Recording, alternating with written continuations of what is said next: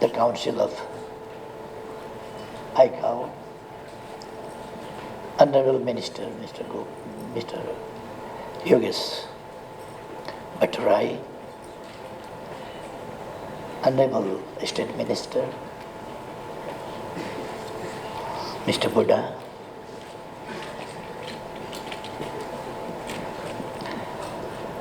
Secretary General of Asia Pacific, ICAO of Asia Pacific,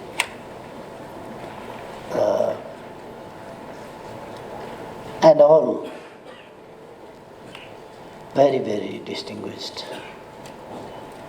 friends, Directors General from the Asia Pacific region, and distinguished guests, friends from media, ladies and gentlemen.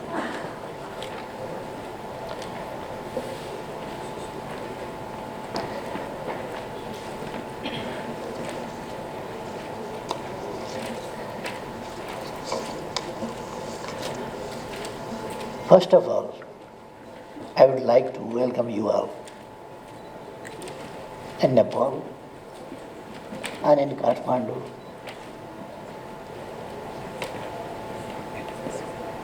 As you know, Kathmandu, an old city of heritages, rich culture, and the country, Nepal, a very beautiful and rich from different aspects. I would like to welcome you all in this program especially.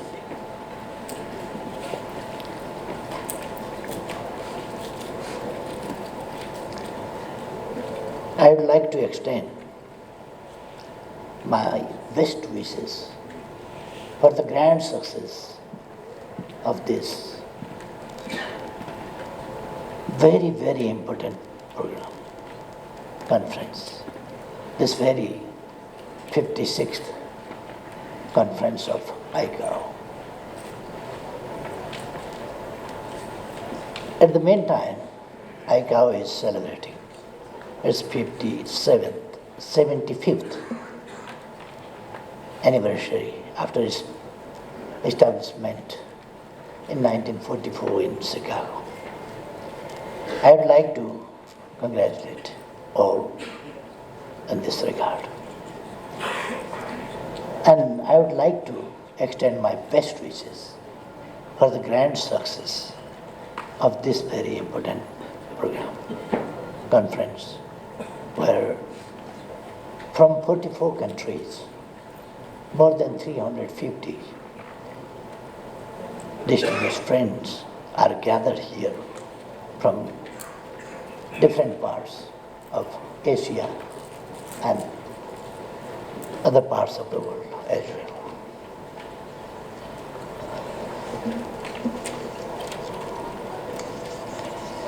I think I have not so many things to say because before me, my Minister for Culture, Tourism and Civil Aviation explained about the situation, desires, aspirations of Nepal, Nepali people, and the government of Nepal. Where we are now and where we want to go, how we want to work together with our friends. He made very clear. And I listened important speeches for Mr.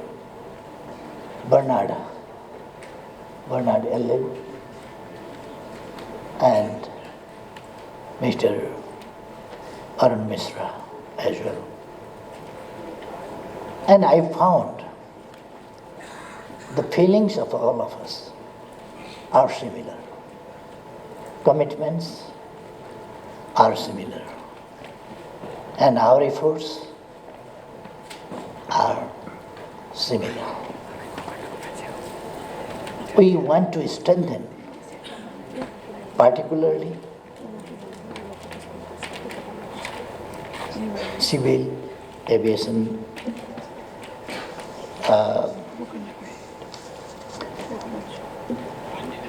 particularly safety in the field of civil aviation. And for that, we have developed common rules, regulations, led by ICAO. ICAO has formulated very clear policies, and we are strictly following those policies. From where we can develop and strengthen security aspects in the field of civil aviation. I did not mention that where we are now. We were particularly in the phase of political struggle to establish democratic system. Now, we have completed that phase. We establish Federal Democratic Republic. We drafted and promulgated a very beautiful and best constitution through the Constituent Assembly, which was well represented by the different sectors or almost all sections of our society.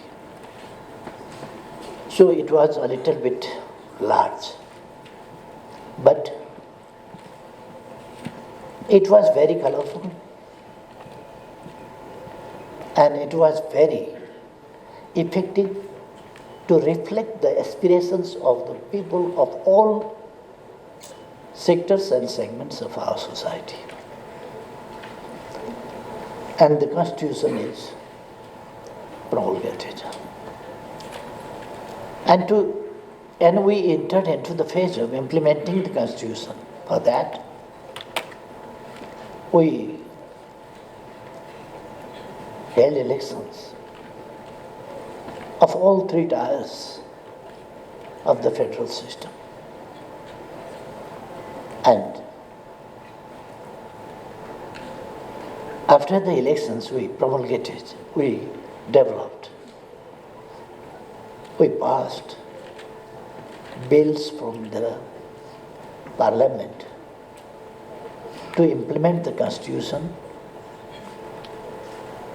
and we successfully passed some 35 or more new laws and amended 165 and more laws to implement the Constitution. And now we have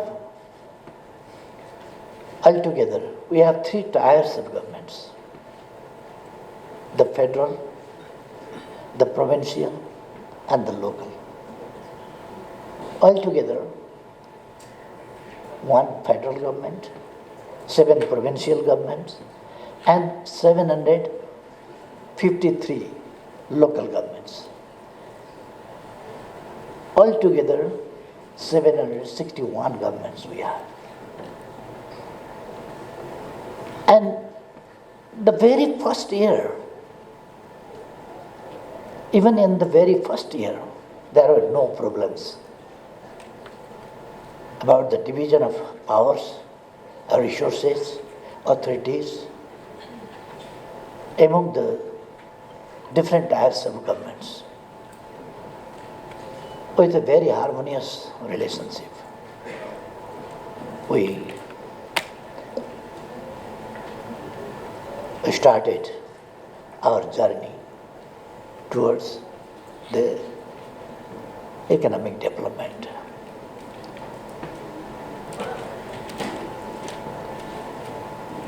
At the same time, we were making the laws, amending the laws, creating other structures. So many things we had to do to introduce, to start the practice of the federal system. But at the same time, we achieved 7.1% economic growth for the first time in history. Now, we have concentrated our efforts for economic development. There are so many aspects: agriculture, industry, trade, tourism, infrastructure development, health and education, IT sector, artificial intelligence, etc. we have to develop. Among all this, the tourism sector is very important. And you know, Nepal, everybody knows that Nepal is a beautiful country. But it is not only the truth. Nepal is not only beautiful, but it is resourceful too. We have natural resources. We have young population. 60% of our population is working population. 40% of our population is young population. And demographic dividend, natural resources. These are our strength. And our national desire, which we have fixed, prosperous Nepal and happy Nepal. Prosperity itself cannot bring happiness. If there is prosperity but there is no security, then people cannot feel happy. They cannot be happy. To be happy, people must feel they are secure and they are living respectful life. So, rights, opportunities, security, and respect of human dignity, respect of everybody. This is our way from where we can bring not only prosperity, but happiness too. For this, tourism sector is a very important sector of economic growth too. And Nepal is known as the country of Sagarmatha, means Mount Everest. I want to tell you that the real name of Mount Everest is Sagarmatha. So we like to talk about Sagarmatha more than Mount Everest. This is Sagarmatha. Anyway, that is not only Sagarmatha to know Nepal, but it is such a mountainous country where more than 14 peaks are already 8,000 meters above altitude. And 2/3 of Himalayan range is in Nepal. 45% of our forest we have dedicated for the environment to maintain and to protect climate, environment, ecosystem, etc. 17% of our land is dedicated as the mountains, Himalayas. The famous river Ganga, Nepal's mountains and rivers contribution is 40% in rainy season and 72% in dry season. And Nepal is not only that much, but Nepal is a country of herbal plants. Himalayan range, I don't want to explain about the importance of Himalayas on the question of ecosystem and climate change. If hot air comes from somewhere, it cannot reach to the Himalaya, to the mountains as it is, but some kilometers far, it becomes cool already. It cannot reach to the mountain as it was hot. And recharge system, why the mountains are shouldering so meters and meters thick layer of snow and ice? It's a very important question for the climate change. Recharge system, natural recharge system, natural cooling system. There are so many aspects, but I don't want to explain that now. But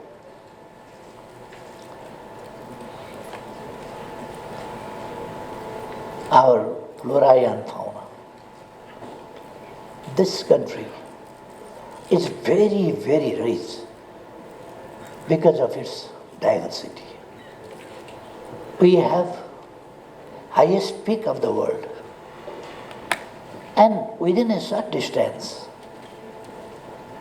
some 58 meters altitude from the sea level.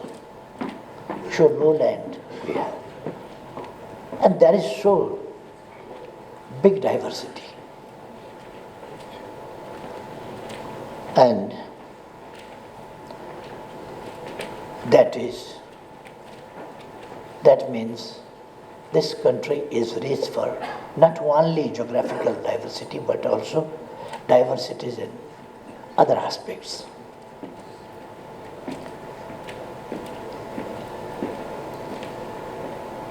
In this regard, connectivity is most important for us. If the world knows about the importance of Nepal and natural conservation aspect is another hidden aspect. It is another richness of Nepal, natural conservation. So, if the entire world knows and wants to visit Nepal, and if we have no connectivity, then we cannot provide that opportunity to the people of the world. So connectivity is most important for us. And in this present era, people cannot spend much more time. So they need faster transportation, and that is aviation. So the aviation, the air transportation is most important for us to tell the world about the specialities, natural and man-made specialties. Particularly, Flora and fauna are natural, but the protection of them and conservation is not only natural, but it's our efforts. In these past 10 years, we have doubled the tigers. We have similarly doubled the gaidas. Do you know what gaida? You people know gaida is a rhino. Rhinos are not rhinos, gaida, they are gaida. I request you to remember this word, gaida. I am surprised sometimes where there are no gaida, those people are giving the name of rhino for their comfort of tongue. But gaida are gaida, which are protected very well in the southern part of our country, and the elephants. This is a small country, but big animals like elephants, like rhinos, are born here.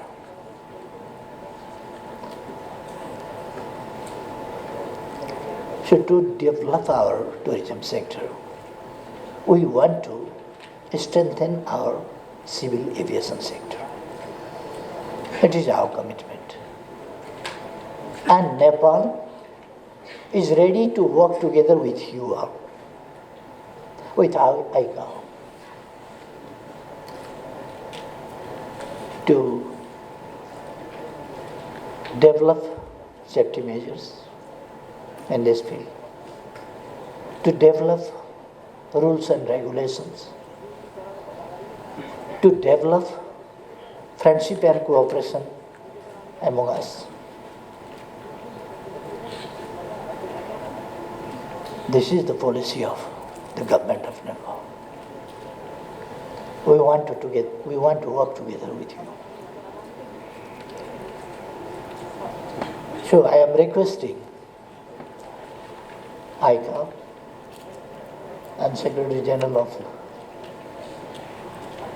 the Asia Pacific region, as well as the Secretary Generals of different countries of Asia Pacific region and all over the world to work together. And I would like to thank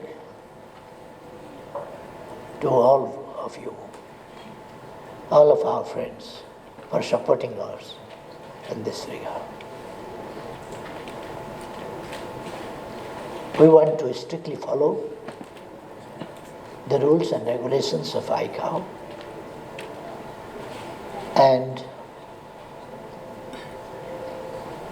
it's not only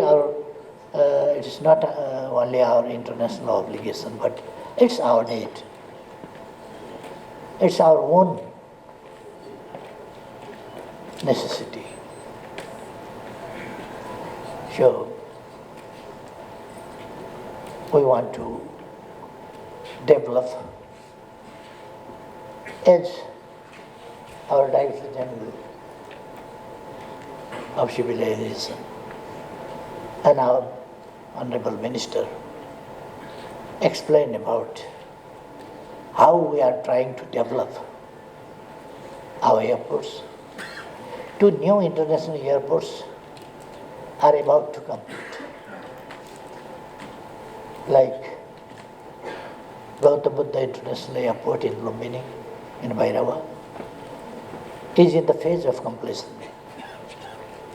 Within a short period of time, this airport is going to be completed. Similarly, International Airport in Pokhara, the very famous touristic destination, is also